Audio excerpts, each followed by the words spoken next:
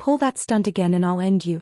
Her voice echoed through the monarch like a gunshot, and Ava Lane felt every pair of eyes in the private dining room lock onto her. Her face burned not from embarrassment but from pure rage as Damian Moretti lay his hands on her backside, a smug grin spreading across his face while his men erupted in laughter. The crystal glasses trembled on the table, expensive wine sloshing in delicate stems, and somewhere in the back of her mind, Ava knew this moment would change everything. She'd been warned by every server in the restaurant.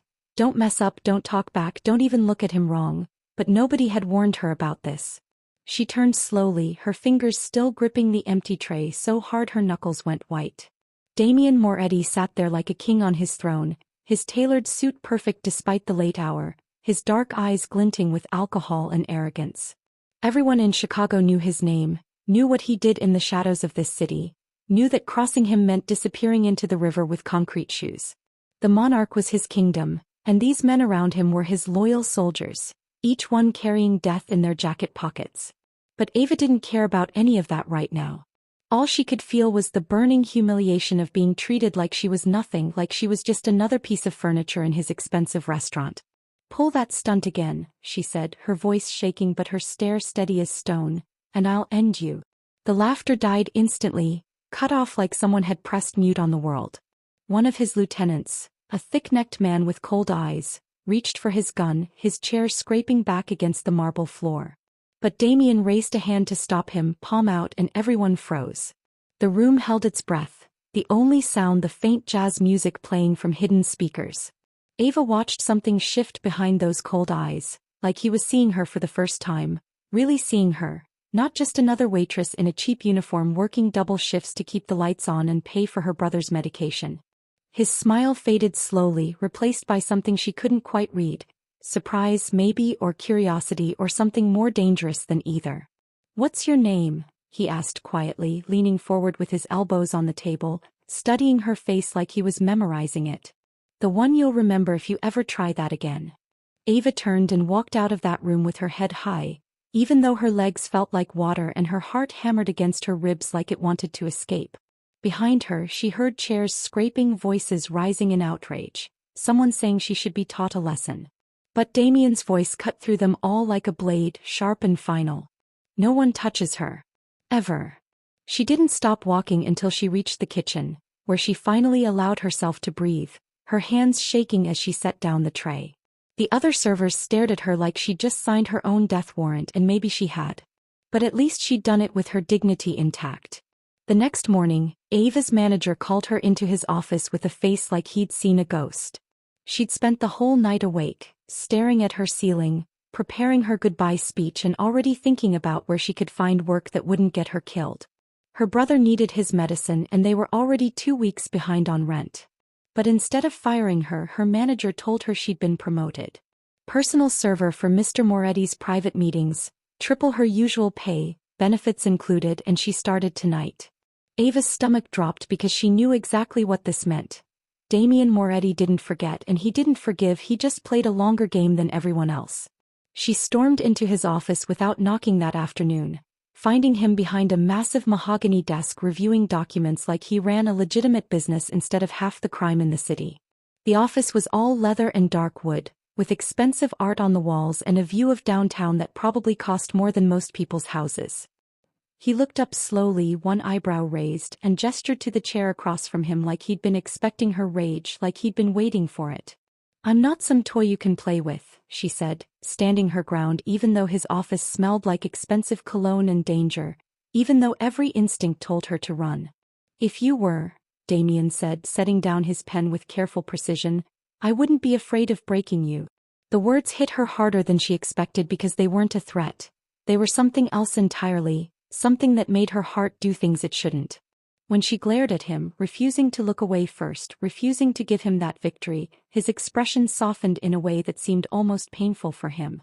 The hard edges of his face relaxed and for just a second he looked tired. "You've got guts, Ava. People like you don't survive long here unless someone protects them." He stood up and moved to the window, looking out at the city like he owned it, which he probably did.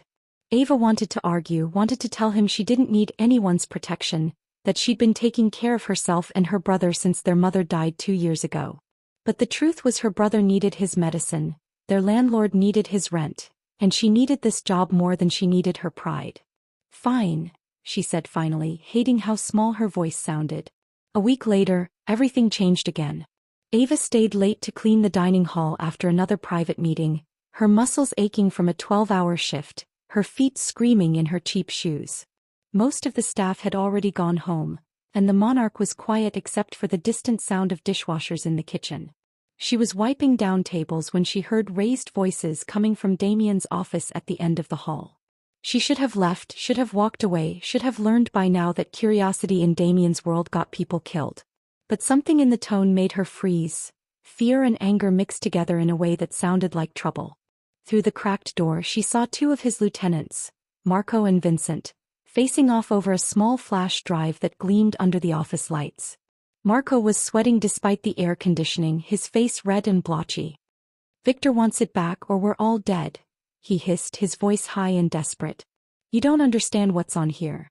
Names, locations, shipment schedules, everything that proves his trafficking operation. If this gets out, we go down with him. Then Victor can come get it himself." Vincent shot back, and suddenly there was a gun in his hand, the metal catching the light. Ava's breath caught in her throat as the shot exploded through the room, impossibly loud even through the walls, and Marco crumpled to the floor like someone had cut his strings. Blood spread across the expensive carpet in a dark pool, and Ava's hands flew to her mouth to stop the scream building there. Vincent stood over the body, breathing hard, and then his eyes found her reflection in the glass panel across the room. Their gazes locked for one horrible second that stretched into eternity, and Ava ran, shouting into his phone about a witness who needed to be silenced. She made it 3 blocks before her lungs gave out, ducking into a shadowed doorway and pressing herself against the cold brick.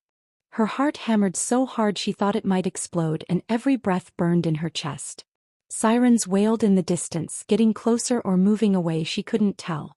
Every shadow looked like a man with a gun, every sound like the click of a safety being released. The city that had always been her home suddenly felt like enemy territory, full of dark corners and watching eyes. When a hand grabbed her shoulder, Ava screamed and spun around, fists raised the way her mother had taught her years ago, only to find Damian standing there with eyes that saw everything she was trying to hide. "You saw something," he said, and it wasn't a question. His voice was calm, but she could see the calculation happening behind his eyes, the way he was already planning 3 steps ahead. "I wish I hadn't," Ava whispered, her voice breaking on the last word. "Marco, he's dead." Vincent shot him over some flash drive, something about Victor and trafficking, and Damian's jaw tightened as he processed what that meant, his whole body going rigid. "Victor Hale," he said, more to himself than to her. "That flash drive is evidence linking his trafficking ring to legitimate businesses. Marco was his inside man." He looked down the alley, checking shadows, then back at her. "From now on you don't go home. You're under my protection." He said it like an order, but his hand on her arm was surprisingly gentle, and when she looked up at him she saw something in his face that looked almost like fear. The penthouse felt like a beautiful prison. Floor-to-ceiling windows overlooked the city, showing Chicago spread out below like a glittering carpet, but Ava couldn't open them. Cameras watched every corner except her bedroom and bathroom, little red lights blinking in the darkness. Armed guards stood outside the door 24/7, changing shifts with military precision, and she wasn't allowed to leave without Damian's permission. At first she paced like a caged animal, testing locks she knew wouldn't open, making plans for an escape she knew wouldn't work. She called her brother from Damian's secured phone, lying through her teeth about a work opportunity, hating how scared he sounded asking when she'd come home. But Damian surprised her by giving her space, by not pushing, by treating her like a person instead of property. On the 3rd night he found her in the living room at 2 in the morning, staring at the city lights because she couldn't sleep. The nightmares kept coming. Marco falling, Vincent's gun, the sound of her own heartbeat in that alley. "I can teach you," Damian said quietly from the doorway, and when she looked confused he held up a gun. Not threatening, just offering. How to protect yourself. How to fight back. How to survive. Something in his voice told her this wasn't just about keeping her alive. It was about giving her the choice to fight or run, and that choice meant everything. Their lessons started simple. How to stand, how to punch without breaking her thumb, how to move efficiently without wasting energy, but they became something more as the nights stretched on. Damian was patient in a way that surprised her, catching her when she stumbled during knife defense drills, correcting her form with hands that touched only where necessary, always asking permission first. Again, he'd say when she missed a block, but his voice was encouraging, not harsh. They talked during water breaks, real conversations that peeled back layers neither of them showed the world. She told him about her brother, about her mother's death from cancer, about working 3 jobs to keep them afloat. He listened like her words mattered, like she mattered, and that was more dangerous than any weapon. One night, after a particularly brutal training session that left them both sweating and exhausted, she asked about the photo on his desk. A young girl with dark hair and a bright smile that looked nothing like the cold man teaching her to kill. Damian went still, his water bottle frozen halfway to his mouth. "My sister, Sienna," he said finally, and his whole body went rigid like speaking her name caused physical pain. "She vanished 3 years ago. Came home from school one day and never made it to the house. Police called it a runaway case, closed it in a week because she was 17 and had no history of trouble. But Sienna wouldn't run. Not from me, not from home. We were close. I raised her after our parents died." His hands clenched into fists, and Ava saw the rage and grief he kept locked behind that controlled exterior. "Someone took her and someone's going to pay for it." After that night, something shifted between them. Ava stopped seeing just the monster everyone feared and started seeing the man who lost his sister, who taught self-defense with endless patience, who made sure she ate even when she didn't feel hungry, who sometimes woke up screaming from nightmares he'd never talk about. And Damian stopped seeing just a witness he needed to protect and started seeing a woman who matched his fire with her own, who didn't back down, who was stronger than she knew, who made him laugh with her sarcastic comments about his expensive taste in everything. They were 2 lonely people slowly letting their walls down, and that was more dangerous than any bullet because it meant they had something to lose. 2 weeks into her stay, Damian left for a meeting across town with his remaining lieutenants, and Ava's curiosity got the better of her. His study was off limits, but the door stood slightly open, almost like an invitation or a test. Inside, she found files stacked on his desk, each one labeled with names and dates and crimes. One marked Sienna Moretti, practically glowed under the lamplight, and her fingers trembled as she opened it. Photos spilled out. A smiling girl at different ages, school records showing perfect attendance until that last day, and a police report so thin it was insulting. But one photo made Ava's heart stop completely. A close-up of Sienna wearing a silver bracelet with the initials ISM, her dark eyes bright with life, and Ava knew that face. Her mother had been a nurse at County General before the cancer took her, working nights in the emergency room. In the months before she died, weak and gray but still trying to help people, she'd mentioned a case that haunted her. A teenage girl brought in with bruises covering her arms, terror in her eyes, wearing a bracelet and refusing to give her name. Ava's mother had tried to help, had called the police despite the girl's protests, but the girl disappeared before they arrived. The memory crashed over Ava like a wave, and she stood there holding the photo, her dead mother's voice echoing in her mind about the frightened girl who wouldn't stop looking at the door, who flinched at every sound, who had a small butterfly tattoo behind her ear. When Damian returned and found her in his study, he didn't get angry. He just looked at the photo in her hands and went very still, like he was bracing for bad news he'd been expecting for years. "My mother treated her," Ava said quickly, the words tumbling out. "At County General about 3 years ago. She had bruises all over, wouldn't talk, kept touching that bracelet. My mom said she was terrified of a man with a snake tattoo on his wrist. She kept saying, 'The snake will find me,' over and over." Damian went pale, all the blood draining from his face as he sank into his chair like his legs wouldn't hold him anymore.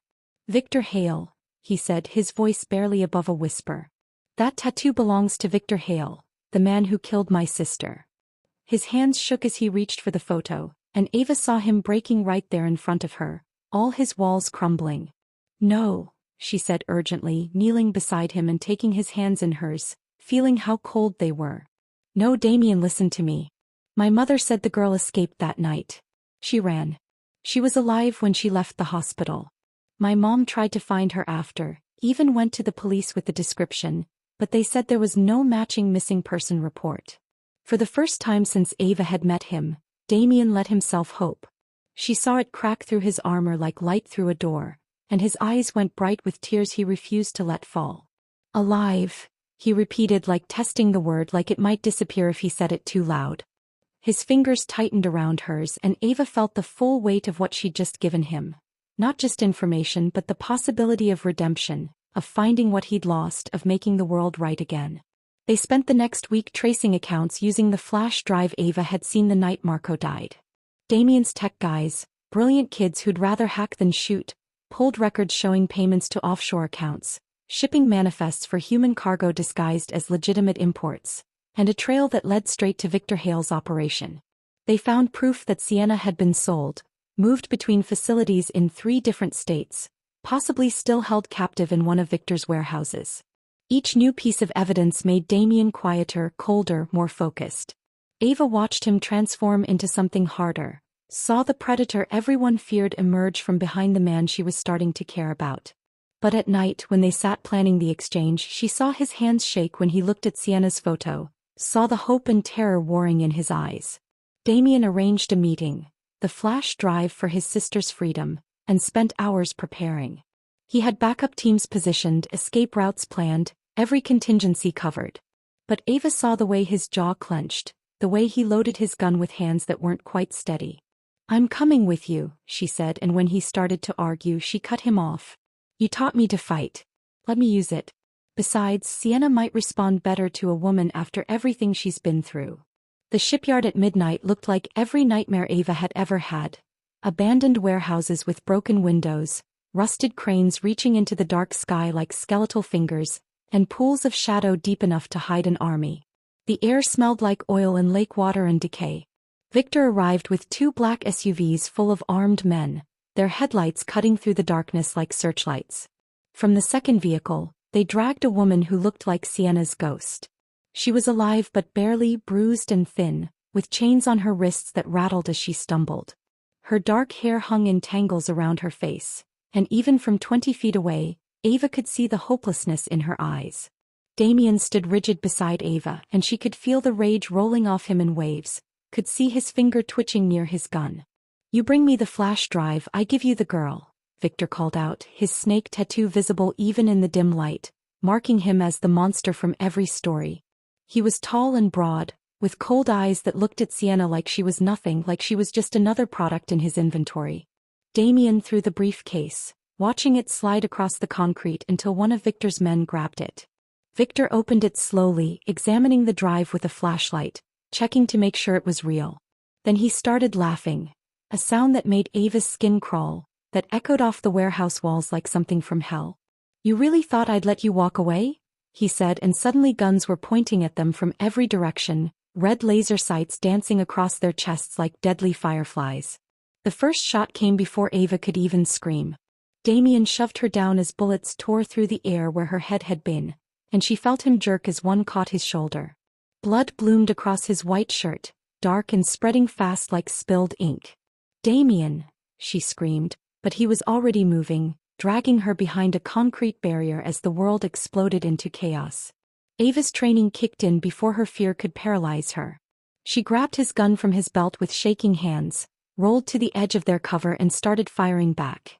2 men went down, and she didn't let herself think about whether they'd get back up, didn't let herself feel the weight of taking a life. Ava reloaded with shaking hands, counting bullets like Damian had taught her. 8 rounds left, make them count, breathing through the panic like he'd shown her. She saw Sienna chained near one of the SUVs, saw Victor's men focused on the firefight and not watching their prisoner anymore, and made a decision that was either brave or stupid. "Cover me," she told Damian, and before he could stop her she ran. Bullets followed her path, but she zigzagged like Damian had drilled into her, unpredictable and fast, using every piece of cover. She reached Sienna, saw recognition flicker in those dead eyes, and shot the chain connecting her to the vehicle. The metal shattered, and Sienna stared at her with eyes that had seen too much horror. "Run," Ava ordered, grabbing her hand. "Your brother sent me." At the word brother, something sparked in Sienna's face. They both ran toward where Damian's backup was finally arriving, a flood of cars and men with guns blazing in the dark. Victor screamed orders, but his operation was falling apart. Ava half-dragged, half-carried Sienna, feeling bullets zip past them close enough to feel the heat. Damian appeared from the shadows, his good arm supporting his wounded side, laying down cover fire that dropped 3 men. They made it to the cars as Victor's remaining men scattered or surrendered, and Ava collapsed against the hood, gasping for air while Damian pulled his sister into his arms and finally let himself cry. The sunrise over Lake Michigan painted the sky in colors too beautiful for what they'd survived, pinks and oranges and golds that seemed impossible after so much darkness. Damian sat on the pier with his arm wrapped in a makeshift bandage, professional medical help on the way but not here yet. Sienna slept in his car behind them, finally safe after 3 years of hell, wrapped in blankets and guarded by his most trusted men. Ava stared at the water, exhausted and trembling, her hands still shaking from adrenaline and fear and the weight of having killed men even if they deserved it. The blood on her shirt was drying brown, and she couldn't stop seeing Marco fall, couldn't stop hearing the gunshots echo in her memory. "You could have died tonight," she said quietly, not looking at him because if she did she might cry, might fall apart completely. "I almost did," Damian admitted, his voice rough with pain and something softer, something that sounded like wonder. "Until you showed me how to fight for something again." He took her hand carefully like she might pull away, like he was asking permission for this small touch. "You're the reason my sister's alive. I don't forget debts like that." "Then pay it by never touching another woman without asking," Ava said, finally meeting his eyes, seeing the man instead of the monster everyone else saw, seeing someone who'd been broken and was trying to put himself back together. He laughed weakly, wincing because it hurt his shoulder, but his smile was real and warm and everything she hadn't expected when she first met him in that restaurant. "Deal. I'll even put it in writing if you want." They sat in silence, broken but alive, watching the dawn reflect on the water like liquid gold. 2 survivors who found each other in the unlikeliest way, in the darkest place and somehow made it out the other side. Damian's thumb traced circles on her palm, a touch so gentle it made her chest ache, and for the first time in weeks, Ava felt something like peace. Behind them, the city was waking up, cars starting, lights coming on in windows, people beginning their normal days with no idea what had happened in the shadows. "You once told me you'd end me if I pulled another stunt," Damian said, his voice quiet in the morning air, almost lost under the sound of waves lapping against the pier. "You still might make me," Ava replied, but she was smiling now too, leaning against his good shoulder while the sun climbed higher, while the world kept turning. "Then I'll take my chances." The water lapped against the pier, the sun climbed higher, and somewhere behind them, Sienna stirred in her sleep, safe and home at last. They'd face the consequences later. The police questions, the rival gangs looking for revenge, the cleanup of everything Victor had built. But right now, in this moment, they were just 2 people who'd walked through fire together and somehow came out holding hands. Ava thought about that first night at the Monarch, how one moment of courage had led to all of this. To finding Sienna, to saving Damian, to discovering that sometimes the most dangerous thing you can do is stand up and fight back. And she wouldn't change a single second of it. Thank you for watching this story. If you enjoyed it, please like and subscribe and tell me where you are watching from in the comment.